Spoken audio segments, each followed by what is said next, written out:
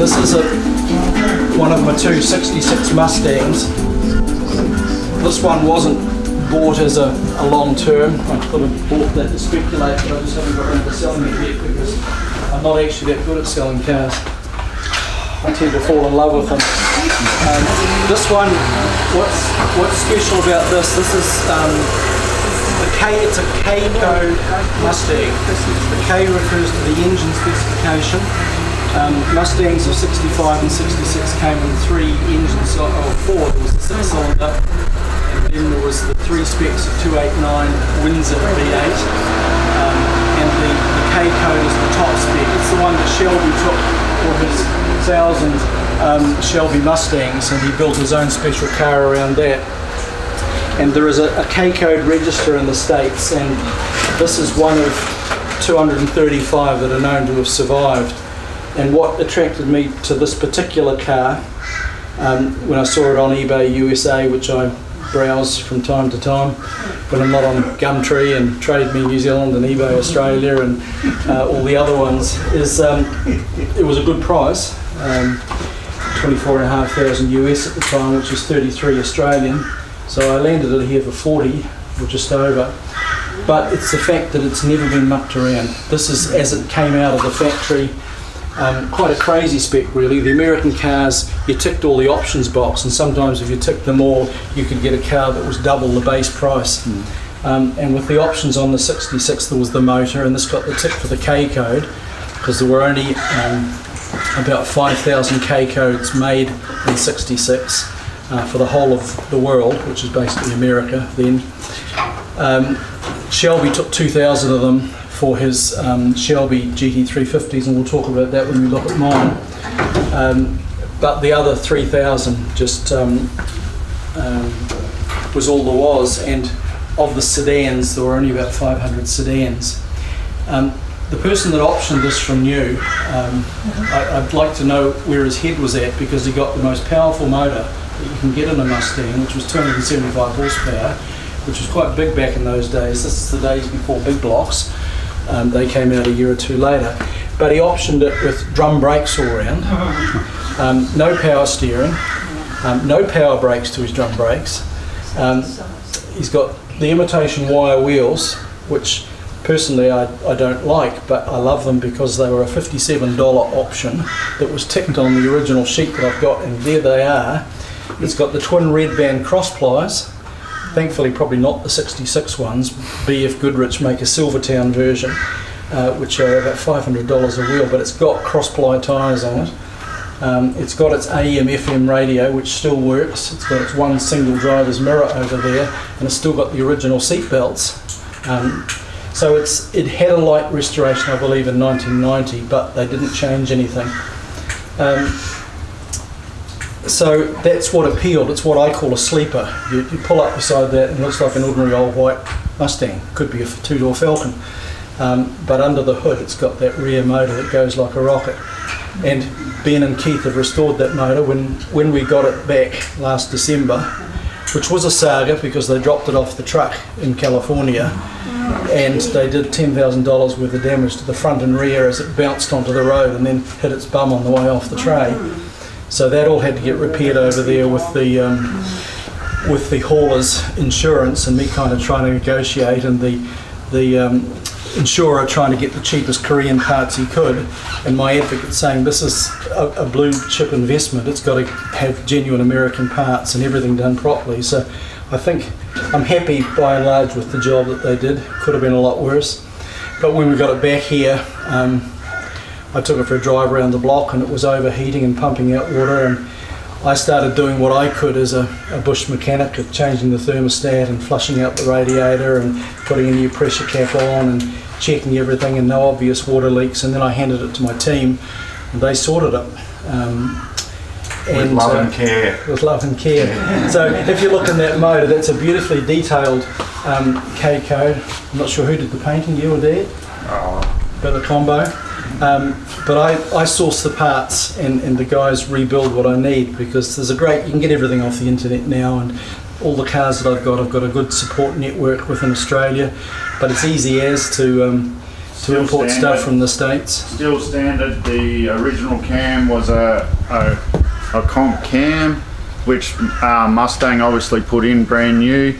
We got the original specs and put another cam in it, so it's original spec motor. There's nothing, it's not bored out, it's nothing silly, it's back to original. And we've also put a new radiator just to guarantee it stays cool. I bought new springs front and rear, new shockies front and rear, because it was just a bit wallowy. And we paint them, any of this stuff, we find out what the original paint codes are and we paint them to original. So. And originally.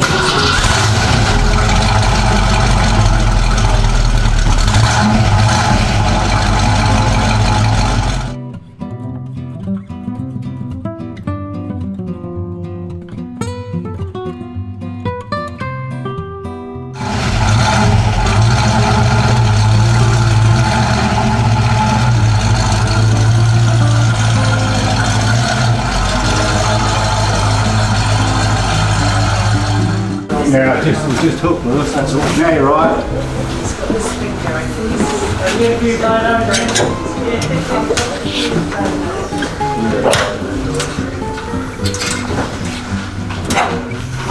Start this one up, me. I started yesterday, so just take it out of there.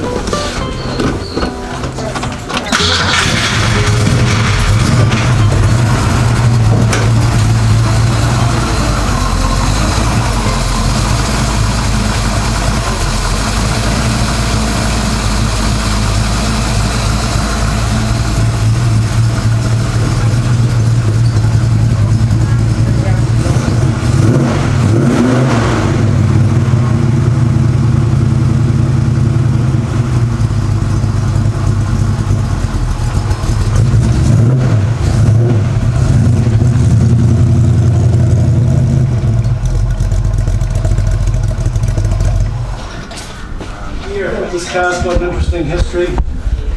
I'll try and speak up. This is the last of the 4 that came in from New Zealand, because this is a keeper for life. It's a, I think it's my wife still talking. Yeah. It's a replica, an exact replica of the Shelby GT350H, which has a fascinating history. Carroll Shelby was American's Peter Brock. When the 66, 65 and 66 Mustangs came out, they were originally designed for women with six-cylinder motors. They were on the Falcon platform with a nicer body, but Ford wanted them to go faster and be picked up by people that wanted a car that handled, and he gave that job to Carroll Shelby in exactly the same way as Holden did to form HDT and Peter Brock. And this Shelby's version of the GT350 was to take a standard 66, 65 and 66 fastback with the K-code motor. They were delivered from the factory just with the standard interior, none of the deluxe options or anything. No power brakes, no power steering, just the brutal motor in the body. And then he debadged them of all Ford identity. You won't see Ford on it anywhere. And he put Shelby identification plates, and there's a genuine Shelby plate on this. I could pass it off as an original, but I don't. It's got a genuine Shelby plate on it of a wrecked car. And then he put 38 go faster bits on it to make them handle. Again, just like Peter Brock did. This has got 37. I bought it almost done, and I finished off about the last 12 things that needed to be doing. He increased the horsepower by putting a high-rise Holly 650 carb and high-rise manifold, changed the camshaft, changed the exhaust system. He put a quick steering rack in it. He altered the caster and camber, and now from the front you'll see it's got a neat little 2 degrees of negative camber that really makes it go around corners. Tramp rods on the back. It's got the genuine racing belts. They're called band round belts. They're just lap belts, and they clip together with a racing clip. Wood steering wheel, tacho on the dash, little badge that says you have to pump these brakes to make them go, because they had competition linings in them and they took a while to warm up, and no power assistance, so you really stomp on your brakes. Big heavy clutch, you need a great thick left thigh. Fortunately Carol's got 2 of them, I've got one, but she loves to drive this car too, and she does it very well. I think I'm going to get daggers any minute. It's just a lovely car to drive. It's just really nice. It's a real driver's car. It's totally different to the Corvette, which I'll explain when you do it. Now the colouring, the H bit, is a great bit of history. Carroll Shelby was a bit of an entrepreneur, and he wanted to sell. He only sold 1,000 cars in '65, and he was building up his business. And so either him or his offsider had the idea of approaching Hertz, who had a sports car club rental as part that they rented from airports to members over 25 that had a clean accident record. They could rent a sports car, and Shelby painted up one in the Hertz corporate colours, which is black and gold, and took it along and said, "Would you like to buy one?" And they so loved it, they said, "We'll order 1,000." So there were 1,000 of these made.